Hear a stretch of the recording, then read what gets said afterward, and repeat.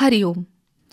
ज्ञानेश्वरीचा श्रोता अथवा परमार्थाच्या वाटेवरील साधक कसा असला पाहिजे म्हणजे तो भगवंताला प्रिय होईल? तर जो स्वतःला मोठा न समजता लहान समजेल, स्वतःचा अज्ञान मान्य करील, असा साधक भगवंताला अधिक प्रिय असतो. माऊली म्हणतात, म्हणून थोरपणा पराची सांडीजे, आघवी व्युत्पत्ती विसरिजे, जै जगा धाकुटा होईजे, तै जवळीक माझी. अगदी व्यावहारिक भाषेत सांगायचं तर स्वतःला शहाणा म्हणजे ज्ञानी समजणाऱ्यांना भगवंत जवळ करत नाही. अहो, जी वस्तू ज्याच्याकडे आहे तीच जर त्याला दिली तर त्याला आनंद होणार नाही.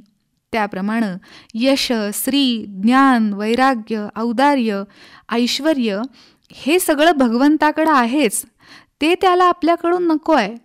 त्याला हवं आहे ते साधकाचं मन म्हणजेच आत्मसमर्पण. मन अहंकाराने फुललं असेल तर असे जडत्वाने भरलेले मन भगवंताला देता येत नाही. अहंकाराचा त्याग करून नम्रतेने हलके झालेले मन भगवंताला फुलासारखे अर्पण करता येईल, तेव्हाच परमेश्वर जवळ करेल. स्वतःला लहान समजणे ही न्यूनगंडाची भावना नसून नम्रतेची आहे. स्वतःला लहान समजले तर प्रगतीचे सर्व मार्ग खुले होतात. या उलट स्वतःला ज्ञानी किंवा मोठं समजलं तर पुढच्या प्रगतीच्या वाटा खुंटून जातात. रणांगणावर अर्जुन पहिल्यांदा शहाणपणाच्या तत्वज्ञानाच्या गोष्टी करत होता, पण असं बोलणं फक्त षंढांना शोभतं असं भगवंतांनी फटकारल्यावर मात्र त्याच्या अहंकाराचा पारा झरकन खाली आला. अर्जुन अत्यंत लीन आणि दीन झाला आणि नम्रतेने भगवंतांना म्हणाला की, प्रभो, माझा शिष्य म्हणून स्वीकार करा, मला ज्ञान द्या.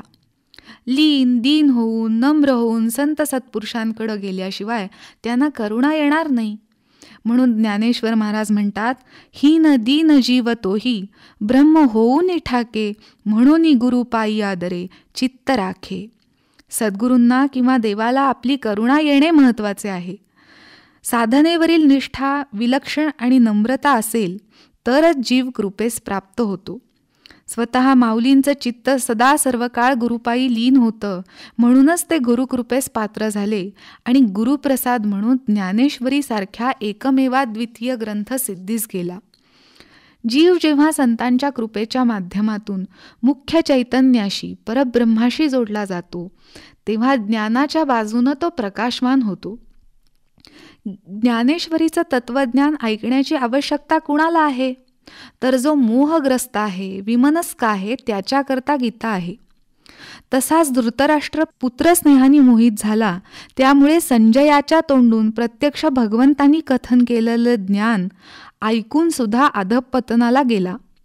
प्रत्यक्ष युद्धापूर्वी श्रीकृष्णाने न धरी शस्त्र करी मी, सांगेन युक्तीच्या गोष्टीचार, ही जी प्रतिज्ञा केली होती त्यामुळं धृतराष्ट्राची आशा पुलकित झाली की आपली मुलं ही कशीही असली तरी पराक्रमी आहेत आणि आता ती नक्की विजयी होतील. धृतराष्ट्राची ही मोहासक्ती आहे आणि याच आसक्तीतून संजयाला युद्धक्षेत्रावर काय परिस्थिती आहे हे तो विचारत असे. संपूर्ण गीताशास्त्राचे मर्म माऊलींच्या पुत्र स्नेहे मोहितू या शब्दामध्येच असल्याचं जाणकारांचं मत आहे. गोपालकृष्णाकडे सर्व अपराधांना क्षमा आहे बरं का, परंतु अहंकार या अपराधाला क्षमा नाही. हे ठाऊक असूनही पुत्रस्नेहापोटी मोहित होऊन आपल्या मुलांची बाजू अन्यायाची आहे हे जाणूनही धृतराष्ट्र मुलांना समजावून शकले नाहीत. म्हणून सद्विचारांचं श्रवण करताना दंभ, अहंकार, मोह इत्यादी अवगुणांचा त्याग करून निर्मत्सर झाल्याखेरीज कोणत्याही परमकल्याणकारी तत्वाचा काडी मात्र लाभ होणार नाही, असाच या चिंतनातून निष्कर्ष निघतो. असे निर्मत्सर होण्याचा आपण प्रयत्न करू आणि पुढील प्रवाह चिंतनापर्यंत विसावा घेऊ. तोपर्यंत रामकृष्ण हरी.